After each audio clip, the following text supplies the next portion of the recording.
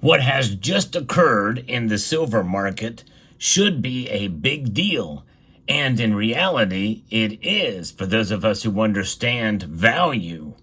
But sadly, things like what I'm about to talk about have very little impact on silver's price, at least for now. I'll explain what it is and how we can be prepared for what could be coming down the road as we explore.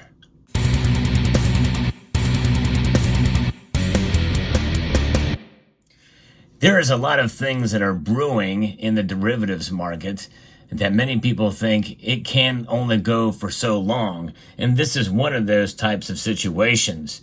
Now, what exactly is the derivatives market? Essentially, it's unrealistic or untethered entities that represent things of actual value. Essentially, it's paper. That's what they refer to as paper. But in reality, it's not even paper. It's just representations or exposure to the price of a commodity or a stock or bond or what have you.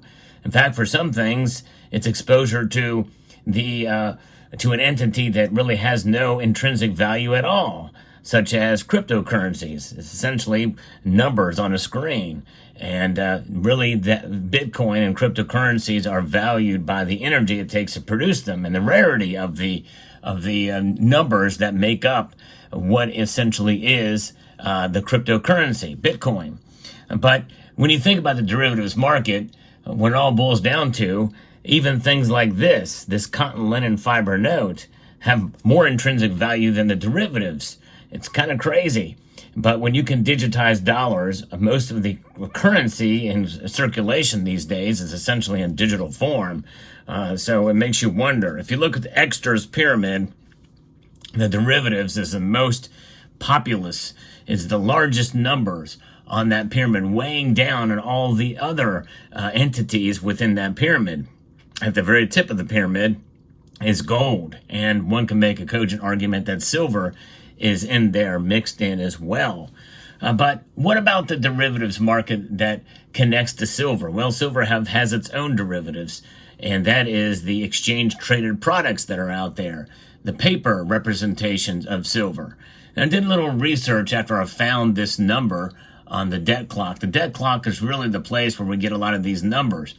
We, in a sense, have to take their word for it. They first started reporting on the paper to silver ratio back in January of 2018, according to my research.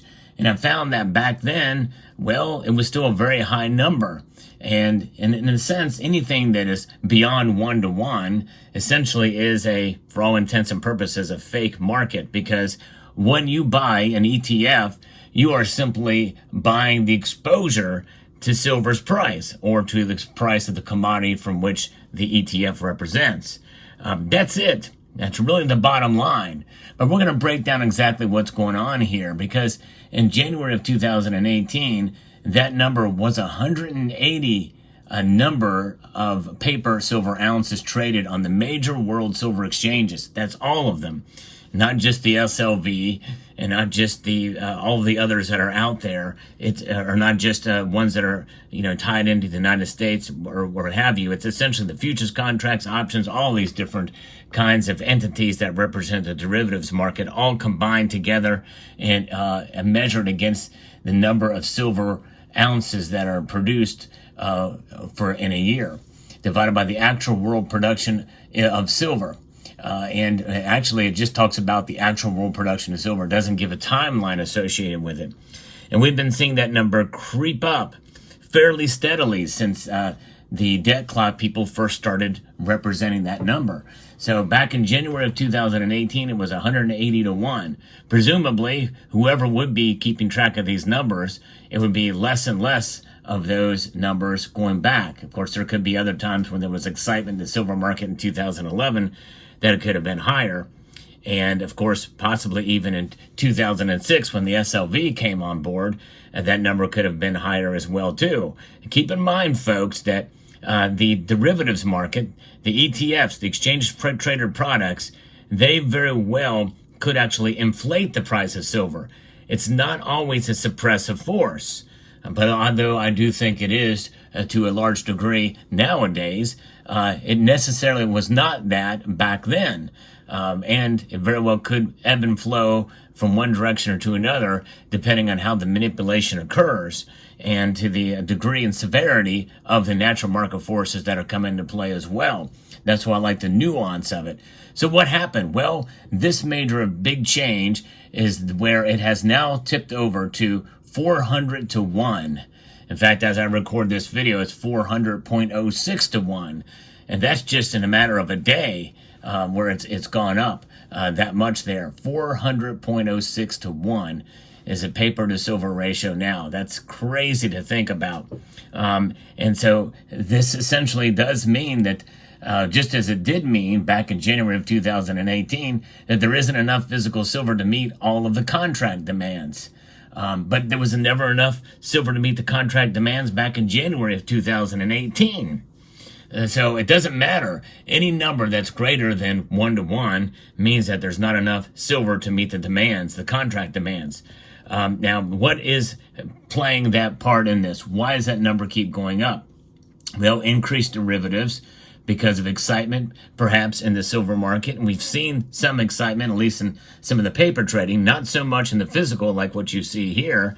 That coupled with great silver demand out of India and China, largely, that has really started to drain some of the COMEX and LBMA vaults. And I've also documented that draining of those vaults as well.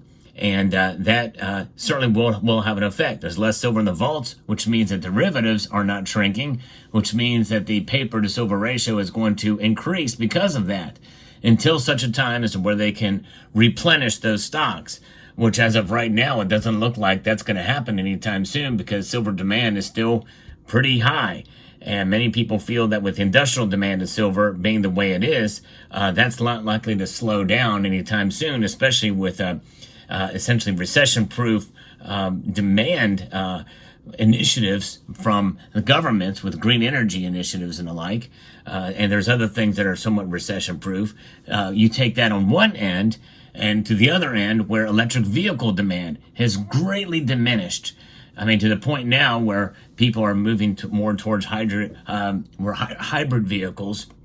And so some of that is being recoupled back into hybrid vehicle demand, an increased demand for hybrid vehicles, which have batteries as well, which require silver. And so there's a push and pull with the silver demand in those areas. So keep that in mind too. But the derivatives market is something that sadly really does not equate to where the price should be or where the price will be in the future.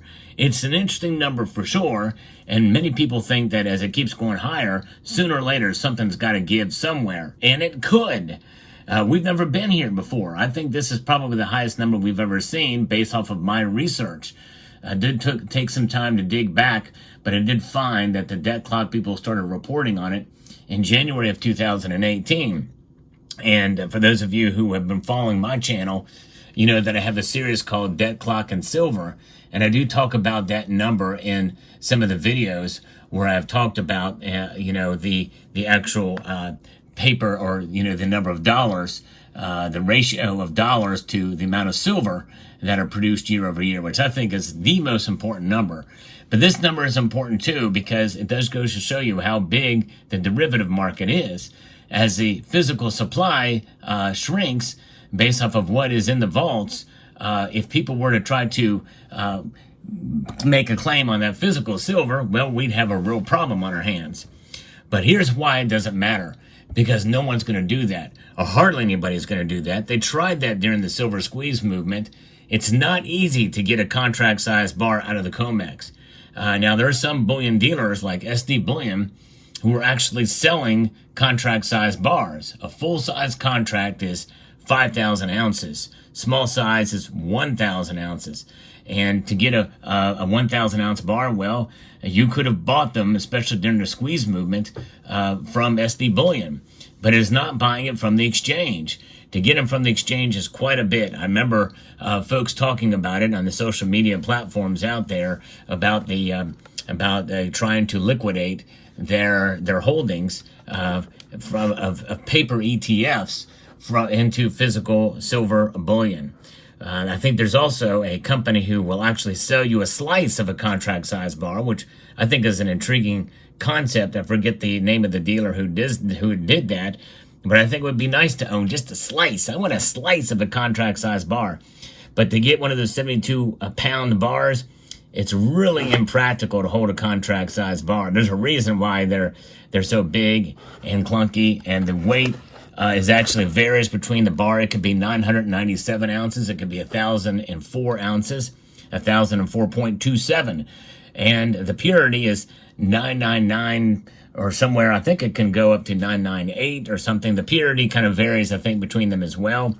And a lot of them are older bars, too, that were made some time ago. So those kind of bars float around inside those vaults there just to say that they have some silver to back it up.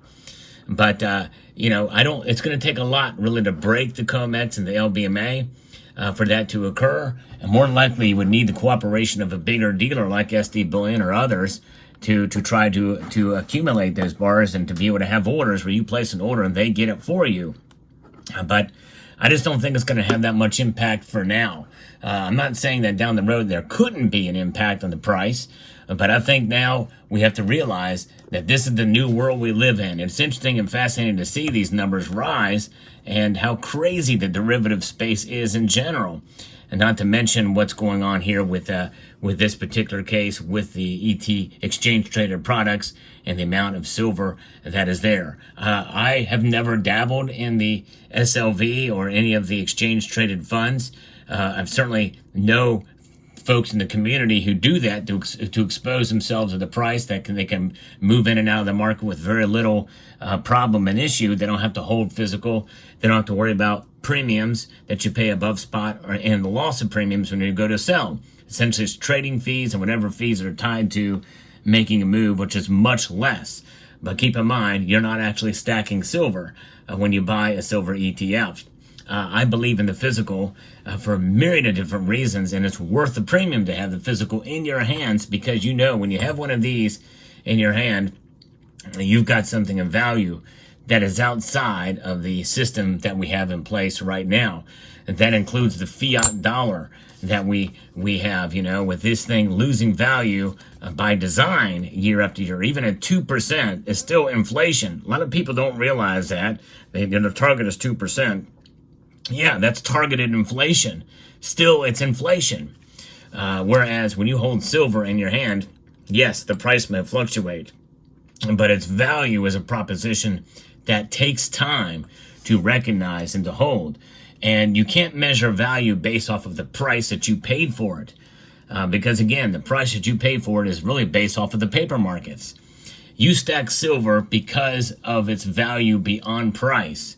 And that is the message that I want to send to you in this video. So I hope you found this video informative, insightful, and educational. It's what I like to do here. I like to give you some insight with the latest news in the world of precious metals, but also kind of give you a little bit of a different way of thinking about silver and gold as well. So I hope you found this video useful. I'd like to extend a multitude of gratitude to each and every one of you for taking the time to watch this video, and to encourage you to please rate, share, comment, and subscribe.